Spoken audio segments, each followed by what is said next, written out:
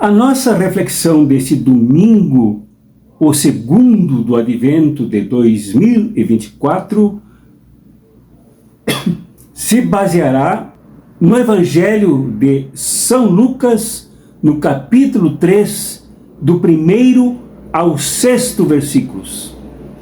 Tem pausa aí, por favor, para ler esse trecho, porque ele é um pouco complexo, mas muito rico para a nossa reflexão, para vivermos aqui e agora em nossos tempos, alimentados pelo texto sagrado. E logo após a vinheta, refletiremos juntos. Em nome do Pai, do Filho e do Espírito Santo. Amém. Leia o Evangelho indicado e edifiquemos a nossa fé refletindo sobre o reino que Jesus nos propõe. Todos olharam e então dirão, vede como se amam. Já mencionei, já disse em outras oportunidades, mas é bom repetir, que a reflexão do Evangelho, que parte de um texto, pelo menos, deve considerar o tempo em que foi escrito o texto, por quem foi escrito, para quem foi escrito e por que foi escrito. Mas também deve considerar como base para a nossa formação, para a nossa fé, para o nosso comportamento hoje, atualmente. E este evangelho aí anunciado é muito apropriado para entendermos como agir hoje no meio da crise, a maior da história da humanidade, que atinge todos os aspectos econômicos, sociais e existenciais de todos nós. Aqui o evangelho lido narra que João o Batista recebeu um chamado para falar assim, e não na linguagem antiga de São Lucas, enquanto ele estava no deserto, para, a partir deste ambiente árido, mas com vida, conclamar o povo ao arrependimento. Mas notemos bem que logo no primeiro versículo, São Lucas não deixa de situar historicamente este evangelho e esse chamamento a João o Batista. Isto ocorreu no 15º reinado de Tibério César, o imperador romano. Portanto, se situa aqui temporalmente como ainda sob a força, sob a égide violenta do Império Romano. E também durante o governo de Pôncio Pilatos, sanguinário, como já informamos aqui em outras reflexões, violento, genocida, bárbaro era Pilatos. E também na Judéia, cujo governo atingia e fazia vizinhança com Herodes, o tetrarca da Galileia, da onde procedia Jesus para chegar a Jerusalém, ser julgado, condenado espuriamente e crucificado, assassinado. É bom a gente situar com Lucas esse tempo, porque era um período extremamente caótico, de uma verdadeira bagunça econômica, social, com profundo desrespeito, massacre, digamos a verdade, dos povos mais humildes da Judéia, mas também no interior da Palestina, na Galileia. Foi nesse contexto que João foi chamado. E aí entremos logo para considerar que João é o profeta da crise. Porque ele fazia parte não de um vazio no deserto, mas tudo indica, todos os estudos, todos os textos, que ele integrava uma comunidade, a comunidade dos essênios. Pelo jeito como ele falava, pelo batismo dele com água no Rio Jordão, pois a comunidade dos essênios era ali próxima, em Qumran, onde existiu, trabalhou por muitas décadas, muitos séculos. Logo, João tinha uma referência, uma formação, raízes sobre as quais se basear. João não saiu assim solto e delirante a pregar o arrependimento e logo após o batismo. Mas Lucas também diz que, como aconteceu com os profetas, e em particular aqui o profeta Isaías, que foi chamado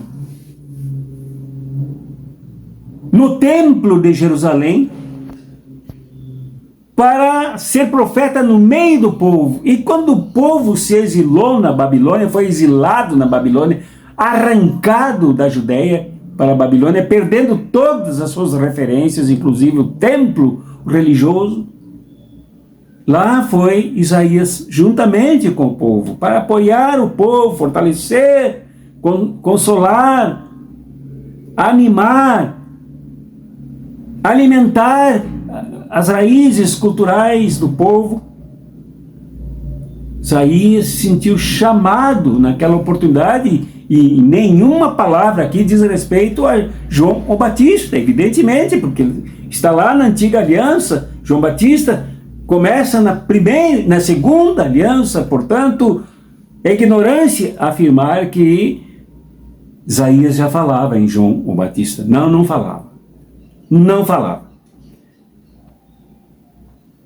E lá, como se fosse para Isaías, ao se referir a João o Batista, agora já na nossa era, João foi chamado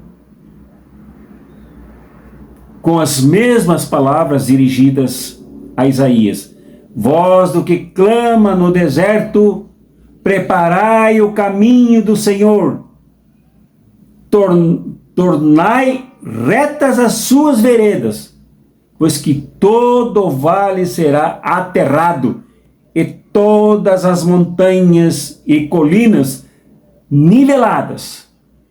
As estradas tortuosas se transformarão em retas, e os caminhos acidentados serão aplainados.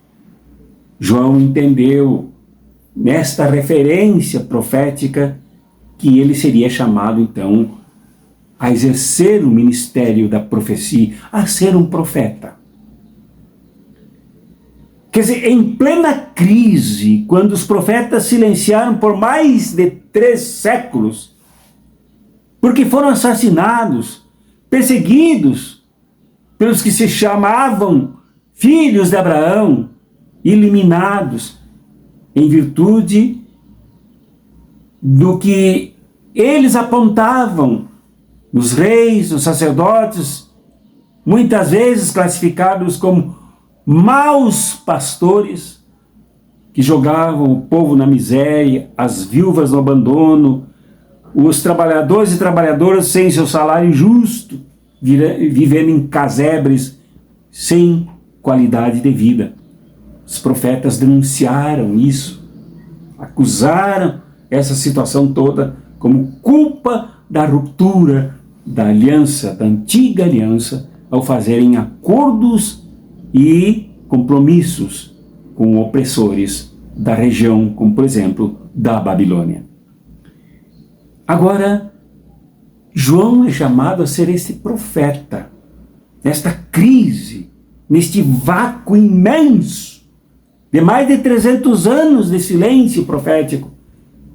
João, com base nos profetas estudados na sua comunidade, inclusive escritos nos pergaminhos da sua comunidade, pergaminhos esses encontrados mais tarde, João entendeu que ele era também chamado para esta prática profética. E assim ele passou a agir.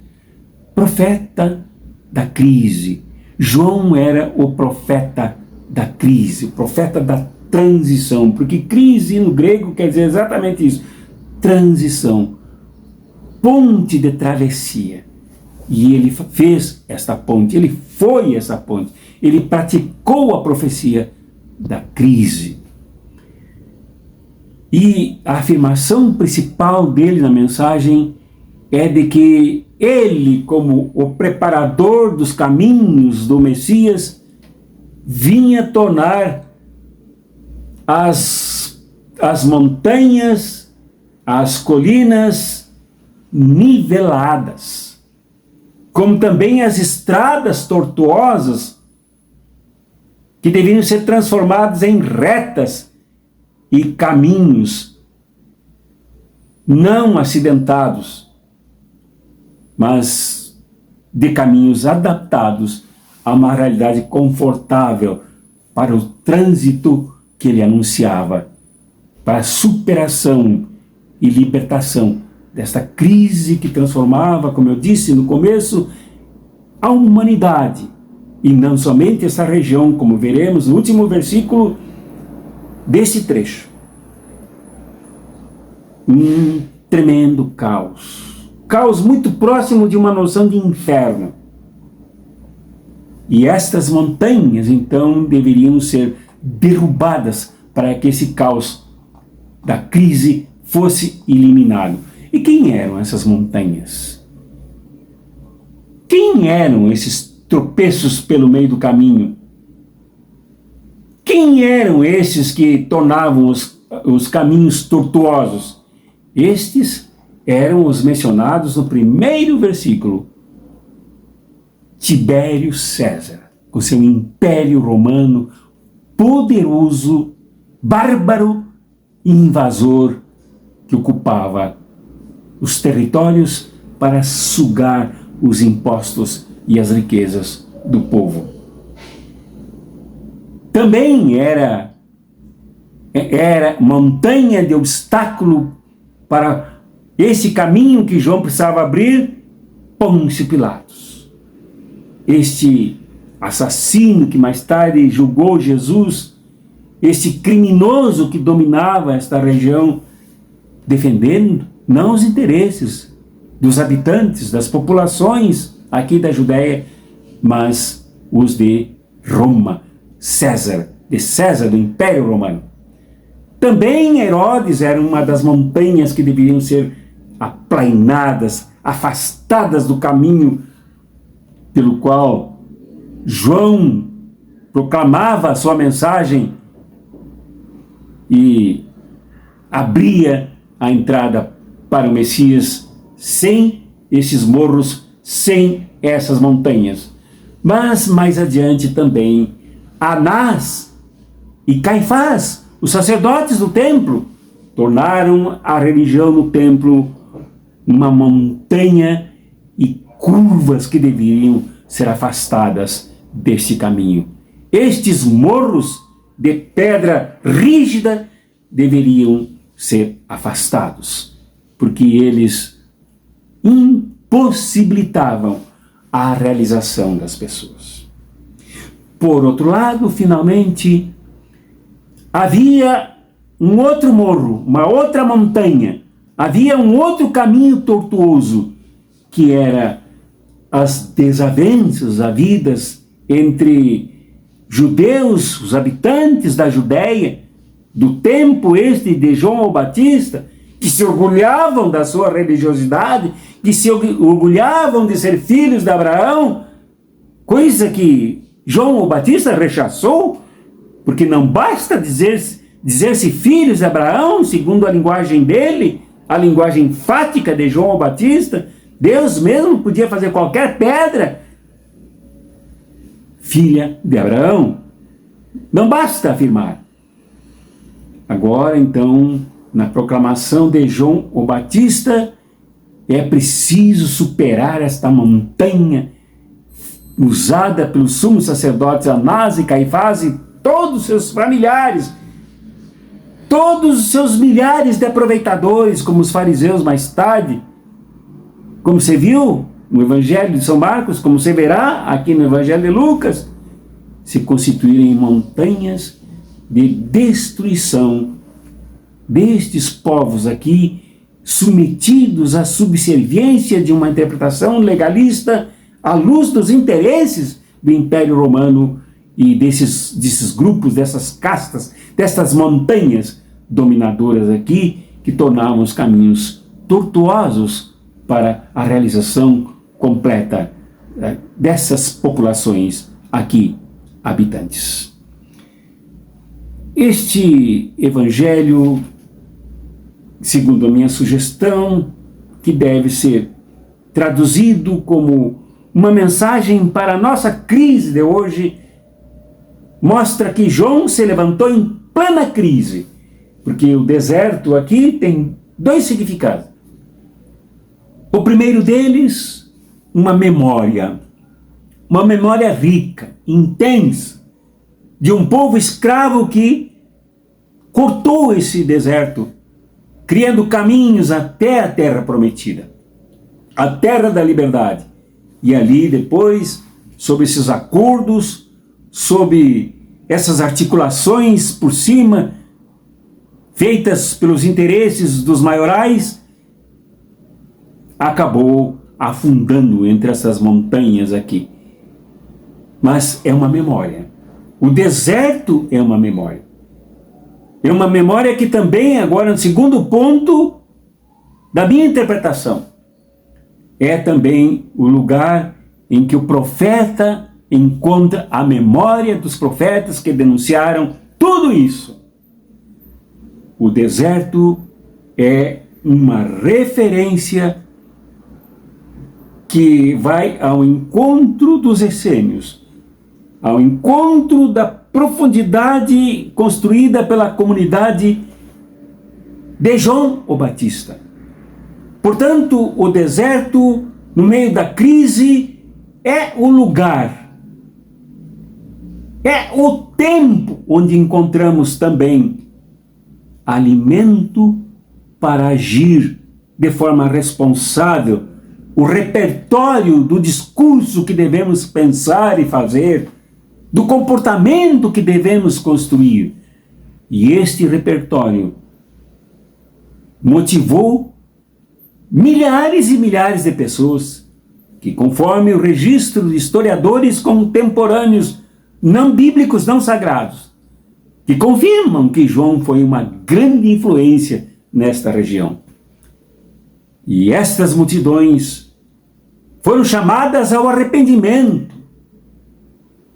E como eu costumo ler o Evangelho, ler a Sagrada Escritura como de interesse para a humanidade, em favor da humanidade, e não interesses institucionais particulares e momentâneos das agendas das igrejas, aqui também eu vejo isso, que João chamou o povo ao arrependimento para batizá-lo depois na prática de um ritual, de uma liturgia essênica, do arrependimento por se submeter, por se calar, por se desunir, por preferir mais o que dividia do que aquilo que unia, por dar muito mais ênfase ao que distinguia as pessoas, em vez daquilo que deveria aproximá-las umas das outras, no enfrentamento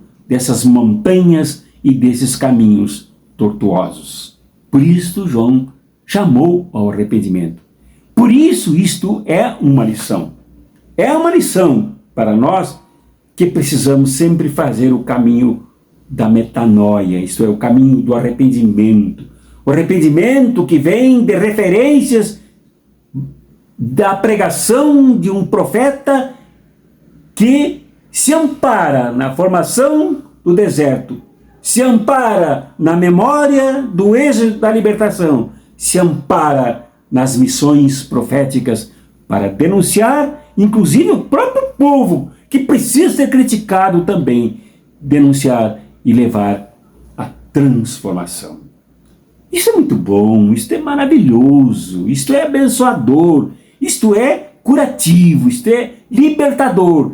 Que tenhamos a sensibilidade de nos arrependermos, de não termos medo de mudar de opinião, não temos medo de aceitar que aquele nosso óculos era sujo e que é preciso um olhar limpo, um olhar curado, um olhar justo, um olhar transformado de quem realmente quer mudar e não transitar mais pelos caminhos das pedras, entre os rumos tortuosos, entre as montanhas ameaçadoras e ressecadoras do ambiente de deserto.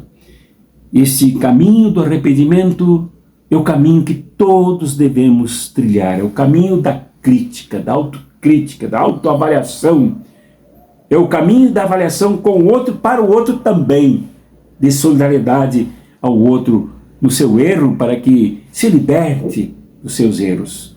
Não se baste com religiosidade, não se baste com a tradição, não se baste em defender as suas instituições, como os judeus aí desse texto mais embaixo diziam: não, mas nós somos filhos de Abraão, nós sabemos o que é certo, nós conhecemos o que é certo. Mas erravam e se perderam nesse caos, nesse momento de transição, nesse momento de crise. É preciso que vivamos o arrependimento e não somente contemplemos e decoremos as leis. É preciso que vivamos o novo ímpeto de quem reconstrói a visão, reconstrói a sensibilidade, reconstrói a consciência, e não batemos no peito dizendo que somos da instituição tal, da raiz tal, da tradição tal, do que fizeram no passado, mas fazemos o que é preciso fazer hoje, aqui e agora, nesse momento da derrota do capitalismo, cujos ferimentos sociais, econômicos, culturais se expõem cada vez mais, colocando capitalistas e suas castas em emparedamento, em recuo, em estado de vergonha por tudo que fizeram, passando pela escravatura e chegando nesse estado de coisas que a humanidade chegou hoje, em que o Brasil está hoje, ameaçado, chantagens, com atentados, com compras do parlamento, compras da mídia, compra do judiciário, e tudo nos enfiando nas trevas, nos enfiando exatamente numa crise que nos impossibilita de enxergar. Esta mensagem é para nós, essa mensagem é para ti, essa mensagem é para mim. João é o profeta da crise, mas não para nos afundar na crise, mas para nos fortalecer no meio da crise, para que nós façamos esta transição para o caminho mais justo, que é aquele que nós refletiremos no domingo que vem, que é praticamente uma plataforma, um programa de vida nova que nós precisamos instalar em nossa governabilidade social, pessoal, comunitária, nas nossas relações. É isso, meu irmão, minha irmã. Este é o chamado, esta é a conclamação do profeta da crise para nós sairmos de forma saudável, construtiva e vitoriosa desta crise que não é brincadeira. Que Cristo, o sol da justiça, brilhe sobre nós e disperse as trevas, iluminando o nosso caminho. E a bênção de Deus, que é Pai, Pai, Mãe, Pai amoroso, Filho e Espírito Santo, seja conosco e conosco habite eternamente. Amém. Leia o Evangelho indicado e edifiquemos a nossa fé refletindo sobre o reino que Jesus nos propõe. Todos olharam e então dirão: vede como se ama.